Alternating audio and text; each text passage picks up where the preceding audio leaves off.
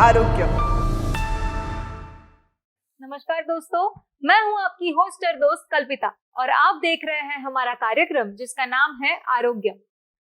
दोस्तों, कब्ज एक ऐसी समस्या है जिसकी वजह से हमें बहुत सारी समस्याएं हो सकती है। तो आखिर आयुर्वेद में कब्ज के लिए क्या उपाय बताए गए हैं, इसी के बारे में आज के एपिसोड में हम चर्चा करने वाले हैं। इस पर हमें मार्गदर्शन करने के लिए हमारे साथ मौजूद है आयुर्वेदिक स्पेशलिस्ट डॉक्टर उदय कुलकर्णी जी। तो चलिए उनका स्वागत करते हैं और एपिसोड की शुरुआत करते हैं। वेलकम डॉक्टर उदय कुलकर्णी जी, आपका आरोग्यम के मंच पर बहुत बहुत स्वागत है। सर, आज हम बात करेंगे कब्ज यानी कॉन्स्टिपेशन के बारे में। तो इसके उपाय जानने से पहले मैं आपसे ये पूछना चाहूंगी कि मेरी एक दोस्त है, उसे 2-3 दिन में एक बार मोशन होते हैं, फिर भी डॉक्टर उसे कुछ दवाइयां नहीं देते, वो कहते हैं कि ये नॉर्मल है।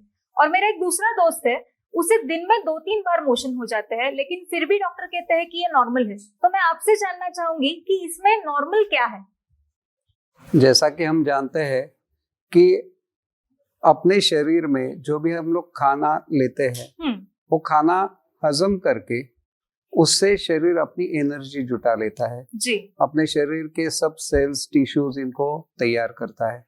और ऐसे में खाने में जो चीजें जरूरी नहीं है या शरीर में भी जो चीजें बनती है उसके बाद में कुछ वेस्ट प्रोडक्ट्स हो जाते हैं, तो इनको शरीर को बाहर निकालने की जो व्यवस्था है कि जिसमें सॉलिड वेस्ट हम लोग स्टूल के माध्यम से उसे बाहर फेंक देते हैं। तो ये हर शरीर में अपनी अपनी व्यवस्था है कि जिससे शरीर अपना अन्न ग्रहण करके उसमें से जरूरत वाली चीजें लेके बाकी चीजें बाहर फेंक देता है जी। तो ये बाहर फेंकने वाली जो भी व्यवस्था है उसे हम लोग कहते हैं कि डाइजेस्टिव सिस्टम, और उसका एंड वाला जो पोर्शन है उसे बोलते हैं वेस्ट मैनेजमेंट जी। तो यहाँ पे मल निर्मित होती है।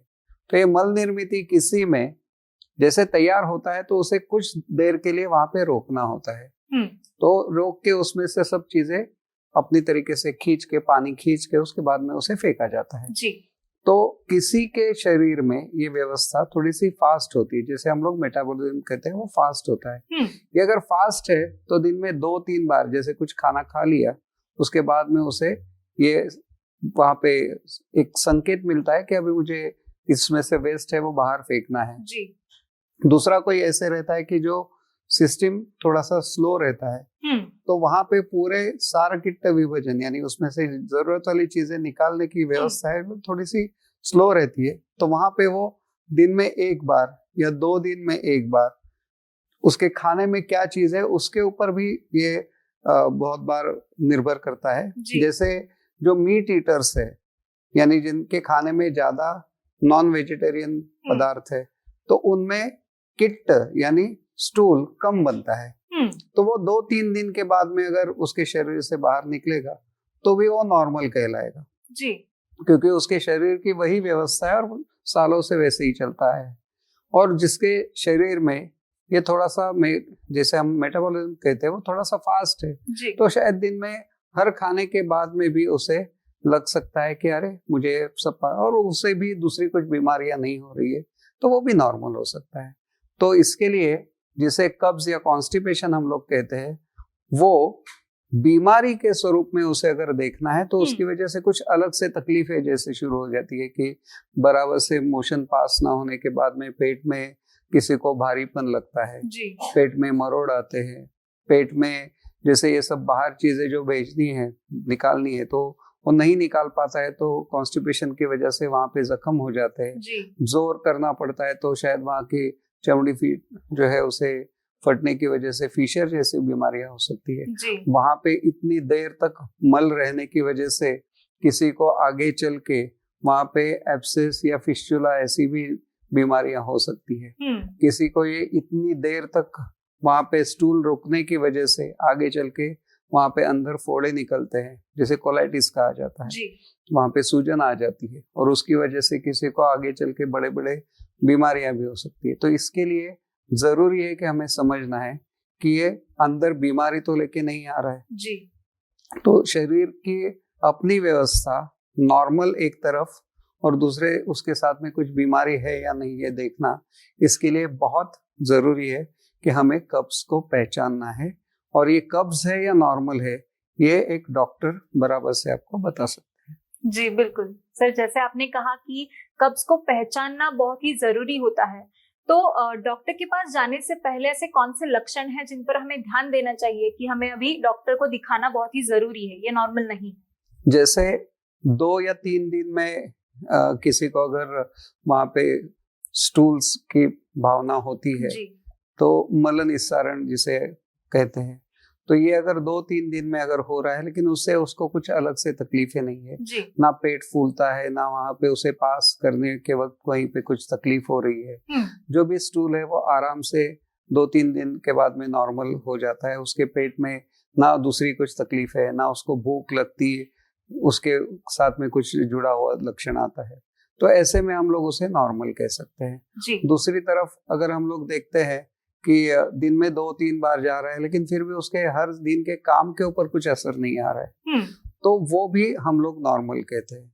उसे बीमारी तब समझा जाएगा कि जैसे ये सब शरीर से दिन में 2-3 बार मोशन पास करने के बाद में उसे थकान आ रही हो, जी। उसे जब भी ऐसे होता है तो एक ग्लानि सी आ जाती है, अपने काम में मन नहीं लगता है, बार बार ध्यान वहीं पे जाता है, तो शरीर के अंदर जो भी मल है उसे निकालने की व्यवस्था में जब ये बदलाव आ जाते हैं और उसकी वजह से और तकलीफें शुरू हो जाती है, तो हम इसे एक बीमारी के स्वरूप में जान सकते हैं। और ये बीमारी से निकलने के लिए उसको फिर आगे तपास और उसके साथ में उसकी जो भी जरूरत है वो उपचार की जरूरत होती है।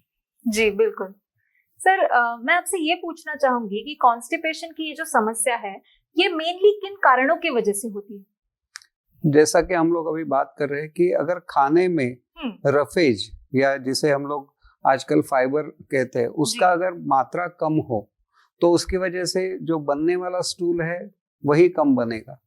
फिर वो निकालने के लिए अगर आपके शरीर ने अंदर तैयार कर ली है अपनी एक सिस्टम की जहाँ पे हर दिन स्टूल निकलता है जी, तो ये नॉर्मल है उसके लिए, लेकिन उतना स्टूल तैयार ही नहीं शरीर कर रहा है, कुछ कम खाया है या फिर ये रफेज कम है, तो उसकी वजह से वहां पे बैंक में अगर पैसा ही नहीं है तो वहां से आप निकालोगे कैसे? चेक देके वो बाउंस ही हो जाएगा। तो वैसे ही यहाँ पे लगता तो है कि मुझे स्टूल होगा, मोशन होगा, लेकिन नहीं हो रहा है, तो उसकी वजह से एक बेचैनी आ जाती है और वो निकालने के लिए शरीर कोशिश करता रहता है। तो ये हो गया कॉन्स्टिपेशन का एक टाइप। दूसरा है कि वहां पे उसको आंतड़ियां जो है वो फूलने लगती है, तो उसकी वजह से अगर आपने हर दिन खाना बराबर से खा भी लिया तो भी वहां पे उसकी क्षमता ज्यादा होने की वजह से उतना क्वांटिटी में वहां पे स्टूल जब तक तैयार नहीं होता तब तक वो शरीर निकाल ही नहीं पाएगा। तो उसके लिए वहां पे जब तक वो क्वांटिटी तैयार होके आती नहीं है तब तक वो उसे निकाल नहीं पाएगा, तो वो भी एक कब्ज का ही प्रकार हो गया। तीसरा प्रकार ये है कि जहाँ पे आपने खाने पीने में, जैसे हम लोग कारण देख रहे हैं, तो कारण में ये भी है कि आंतड़ियों की हलचल ही थोड़ी सी स्लो होती है कि जिसकी वजह से आपने कितनी भी कोशिश की फिर भी वहां से निकल ही नहीं पाता है। जी। तो ये खाने पीने से लेके अपने शरीर के अंदर के कारण, उसके साथ में कभी कभी जैसे हम लोग कब्ज कॉन्स्टिपेशन कि जहाँ पे आपको जोर करके वहां पे स्टूल निकालने के लिए कोशिश करनी पड़ती है, तो इसमें कभी कभी स्फिंक्टर जो है वहां पे बाहर फेंकने के लिए जो व्यवस्था है उसमें स्फिंक्टर्स यानी वहां पे द्वार रहते हैं और ये द्वार खुलते हैं सवेरे। हर एक के शरीर में ऐसे व्यवस्था है कि हर दिन सवेरे, जिसे वात काल कहा जाता है, तो उस वात काल में ये वहां से पहले वायु उस गेट को ओपन करने के लिए सिग्नल देता है। जैसे वो वात पहले निकल जाता है उसके बाद में स्टूल जो पहले पार्ट में वो थोड़ा हार्ड रहता है कि जिससे द्वार खुल जाए और उसके बाद में पूरा स्टूल निकल जाता है। तो ये व्यवस्था हर दिन होनी चाहिए, तो जिसको ये हर दिन नहीं होता तो उसको पूरे दिन भर बेचैनी रहती है या उसका मन किसी चीज में नहीं लगता है, तो हम लोग उसे कॉन्स्टिपेशन बीमारी कह सकते हैं। और ये सब कारण अलग अलग तरीके से जो है ये आयुर्वेद में विस्तार से वर्णित है कि ये कैसे इसे समझा जाए और उसके ऊपर क्या उपाय किए जाए। जी बिल्कुल सर, मैं आपसे ये पूछना चाहूंगी कि अगर किसी व्यक्ति को बार बार कॉन्स्टिपेशन की प्रॉब्लम हो रही है और अगर वक्त रहते उसे ट्रीट नहीं किया गया तो उसे किस हद तक गंभीर बीमारी हो सकती है? जैसा आप जानते हो कि जो अभी हम लोग जैसे बात करें तो मीट ईटर कंट्रीज है कि जहाँ पे ज्यादा से ज्यादा लोग 90% तक लोग जो है वो सिर्फ और सिर्फ हर उनके खाने के साथ में मीट, यानी या तो वहाँ पे मछली रहेगी या फिर कोई रेड मीट रहेगा या फिर चिकन या फिर ऐसी चीजें उनके खाने में रहती है। तो उसमें जितना चाहिए उतने फाइबर कंटेंट नहीं होते, ज्यादा प्रोटीन्स रहते हैं जी। तो उसकी वजह से कॉन्स्टिपेशन की समस्या इन कुछ देशों में ज्यादा है और ये कॉन्स्टिपेशन की वजह से वहाँ पे कैंसर, कोलोरेक्टल कैंसर का प्रमाण भी ज्यादा है। तो हम लोग इसे एक दूसरे के साथ में जुड़ी हुई समस्या कह सकते हैं। कुछ लोगों को इसकी वजह से, जैसे हम लोग देखते हैं कि पाइल्स या फिर फिस्चुला, ये चीजें भी इसके साथ में जुड़ी जाती है। यहाँ पे ये सब चीजें रुकने की वजह से अपनी आंतड़ियों की हलचल जो है वो कम हो जाती है। कभी कभी आंतड़ियां फूल जाती है जिसे मेगाकोलन कहा जाता है जी। वहीं पे कहीं कहीं पे हमें अंदर डायवर्टिकुलम, यानी वहाँ पे छोटी सी आंतड़ियों की जो है वो बलून्स जैसे बन जाती है। तो उसकी वजह से वहाँ पे, जिसे आयुर्वेद में घटी यंत्र ग्रहणी कहा गया है या डायवर्टिकुलोसिस अंग्रेजी में कहते हैं, तो वहाँ पे पेट में कुछ भी हलचल हो जाती है तो वहाँ पे आवाज चलती है, घंटियां जैसे बजती है तो वैसे पेट में आवाज चलने लगती है। तो ये सब चीजें, फिर पेट फूलना, जैसे वहाँ पे उसके साथ में और जो चीज एक जुड़ी हुई रहती है वो है कि कॉन्स्टिपेशन के साथ में जनरली ब्लोटिंग भी आ जाती है जी। और ओवरऑल शरीर में और बीमारियां, जैसे जो चीज शरीर में लेनी नहीं चाहिए ऐसे सब चीजें उसमें से एब्सॉर्ब हो जाती है। तो किसी को स्किन की बीमारी आ सकती है, किसी को उसके साथ में जुड़े हुए फुंसे और ये सब चीजें चेहरे पे दिखने लगती है जी। उसकी वजह से किसी को वजन बढ़ने की समस्या देखने को मिलती है। तो ये सब चीजें, जैसे हम लोग कहते हैं पेट साफ बीमारी माफ, तो वैसे ही यहाँ पे हम लोग देखते हैं कि कॉन्स्टिपेशन की वजह से बहुत सी बीमारियों आप आमंत्रण उसको देते हैं। तो इसके लिए कॉन्स्टिपेशन जहां तक हो सके जल्दी से जल्दी कंट्रोल करना चाहिए। सर, मैं आपसे ये पूछना चाहूंगी कि आयुर्वेद में कब्ज की समस्या के लिए कौन से उपाय बताए गए हैं, इसे किस तरह से ट्रीट किया जाता है?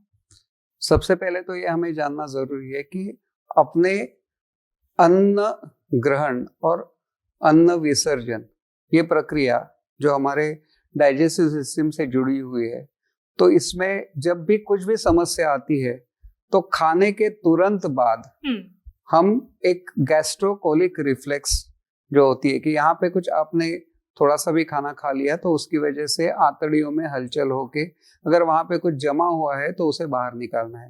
एक तरीके से हम लोग ये कह सकते हैं कि शरीर कुछ भी चीज अपने तरीके से रेगुलेट करते वक्त नया कुछ लेने से पहले पुराना वाला बाहर निकालना चाहता है जी। तो इसकी वजह से जैसे हम लोग कहते हैं कि कॉन्स्टिपेशन जब भी होता है तो ये कॉन्स्टिपेशन अगर आपको ठीक करना है तो ये छोटे छोटे, अगर आप शरीर की जो फिजियोलॉजी है उसे समझे तो हम घर में ही इसके ऊपर आसानी से कंट्रोल कर सकते हैं। जैसे सवेरे गर्म पानी थोड़ा सा ले लिया तो पेट साफ होने के लिए मदद हो जाती है। रात को सोने से पहले थोड़ा सा, जैसे हम जानते हैं कि ड्राई फ्रूट्स में पर्टिकुलरली जैसे हम लोग पल्पी ड्राई फ्रूट्स या रेजिन्स वाले ड्राई फ्रूट्स जो कहते हैं, जिसमें खजूर है, अंजीर है या फिर जो रेगुलरली यूज करते हैं मनुक्का है, तो ये सब चीजें थोड़ा सा भिगो के अगर आप रात को ले लेते हो तो उससे भी दूसरे दिन पेट साफ होने के लिए मदद होती है। खाने के साथ में एक आध चम्मच आपने घी या तेल ले लिया तो उससे भी पेट साफ होने के लिए मदद होती है। दवाइयाँ तो बहुत है, लेकिन दवाइयों के बगैर अगर आपको कुछ करना है तो ये सब चीजों के साथ में, जैसे आपका जो भी डाइट है तो उसमें दालें जो रहती है, तो दाल आप अगर वहाँ पे जैसे रेगुलर आप खाने के दाल चावल अगर लेते हो तो उसमें से उड़द की दाल जो है वो पेट साफ करने के लिए मदद करती है, तो उसका थोड़ा सा प्रमाण आप बढ़ा सकते हो। उसके साथ में खाने में रफेज, जैसे हम लोग बात कर रहे हैं तो ये रफेज होता कहाँ पे ज्यादा है, एक है वेजिटेबल्स में, दूसरा होता है हमारी फलों में जी। और ये अगर आपने साथ में ले लिया, उसके साथ में मिलेट्स का हम लोग जैसे देखते हैं, ज्वार है, बाजरी है, ये सब चीजें अगर आपके खाने में पर्टिकुलर क्वांटिटी जैसे 60% अगर ये सब चीजें हैं और उसके साथ में आप पानी जो पीते हो वो पानी थोड़ा सा गुनगुना पानी या गर्म पानी खाने के साथ में ले लेते हो तो उससे भी पेट साफ होने में मदद मिलती है और आगे चल के पेट की बीमारियां आप टाल सकते हैं। तो मैंने बहुत बार देखा है कि जब भी ये समस्या किसी को होती है तो लोग डॉक्टर के पास जाने से पहले ओवर द काउंटर जाके कुछ चूर्ण वगैरह लेते हैं और सेल्फ ट्रीटमेंट करने लगते हैं। तो ये कितना सही है?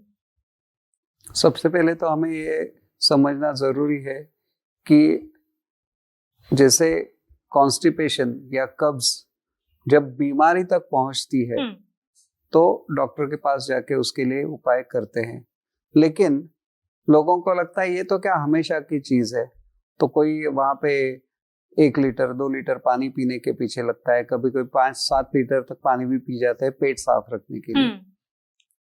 दूसरी तरफ है कि ये ओवर द काउंटर चूर्ण लेके आते हैं या फिर गोलियां लेते रहते हैं।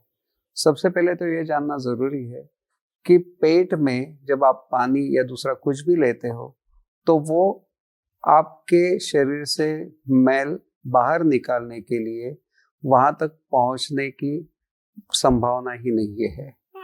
ये सिर्फ गैस्ट्रोकोलिक रिफ्लेक्स, जैसे गर्म पानी पी लिया तो उसकी वजह से आपको वहां पे मूवमेंट मिल सकती है, लेकिन जो भी पानी आप पीते हो वो वहां से अपने खून में चला जाता है। खून में चला जाके उसे शरीर के बाहर फेंकने के लिए अपनी जो किडनीज है उसके ऊपर उसका असर होता है, और किडनी से पानी ज्यादा जो भी पीते हैं वो बाहर निकलता है।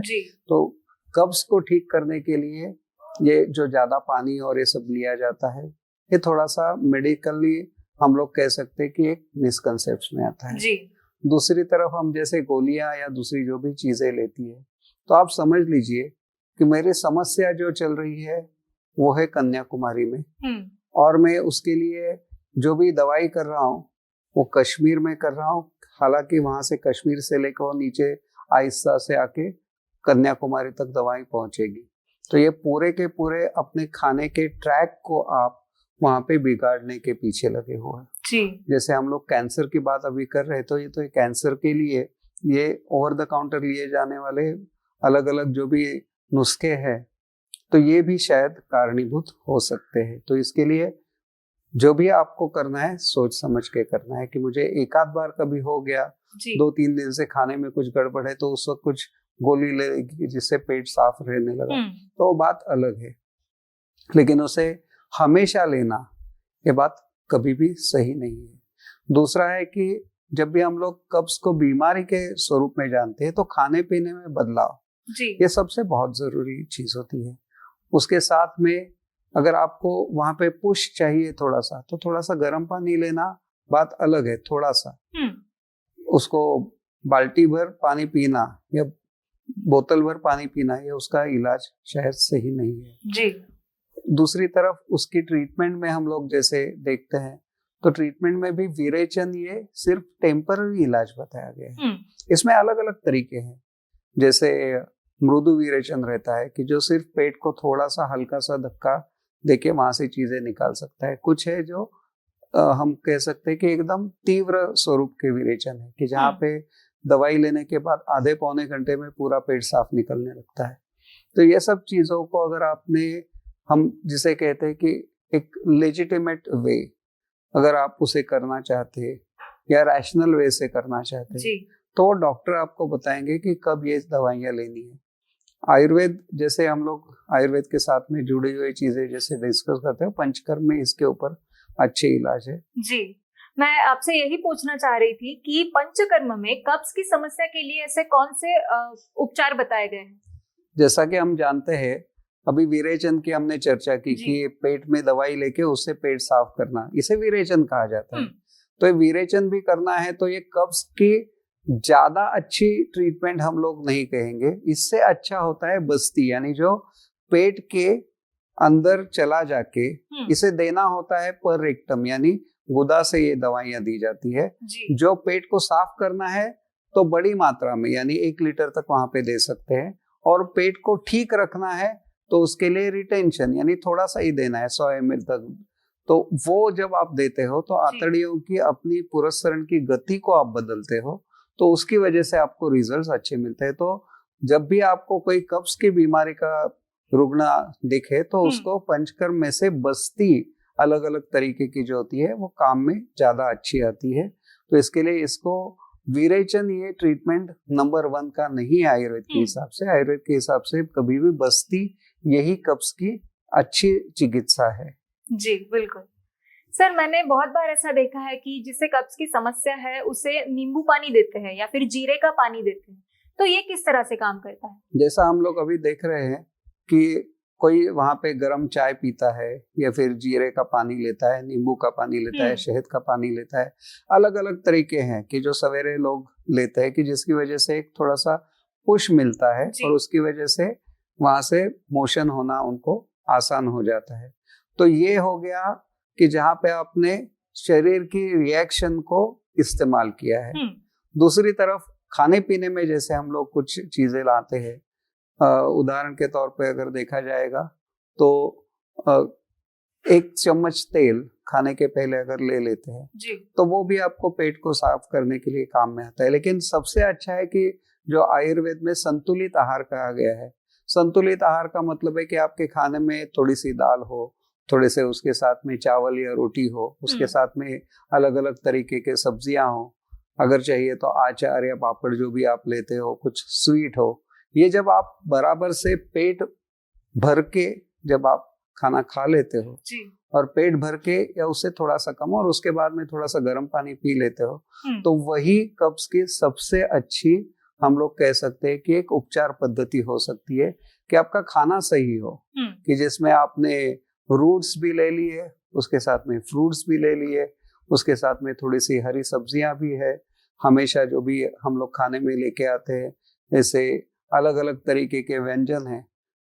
जहाँ तक हो सकता है जो हम लोग कहते हैं कि जंक फूड, उसे जहाँ तक आप टालते हो, टाइमली फूड लेते हो, और जब भी आपका खाना चल रहा हो तो उस वक्त कोशिश करके कि पूरा ध्यान हमारे खाने की तरफ हो, तो वो सबसे आसान और अच्छी हम लोग कह सकते हैं चिकित्सा यहाँ पे हो सकती है कब्ज की, ना कि दवाइयाँ।